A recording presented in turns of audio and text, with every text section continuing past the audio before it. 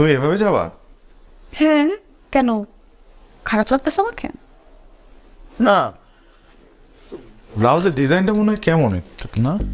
আমি নিজে ডিজাইন করছি, কেন ভালো লাগছে না? না, দর্জি মনে হয় কাপড় দিতে ভুলে গেছে এই জায়গাটা। আরে না, আমি নিজেই স্লিভলেস বানাইছি।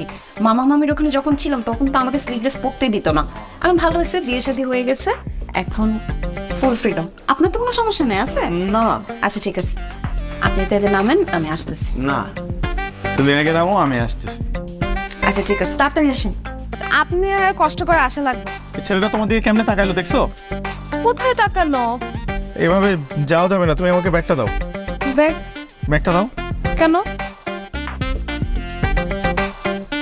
তুমি এটা পরো, তুমি এটা পরো। এই গরমের মধ্যে আমি ওভারকোট পরবো? হ্যাঁ হ্যাঁ, ওভারকোট পরবা। কেন? কারণ এইভাবে তুমি যদি উপরে যাও তাহলে মানুষজন ওই দেখো কিভাবে তাকায় আছে তোমার দিকে।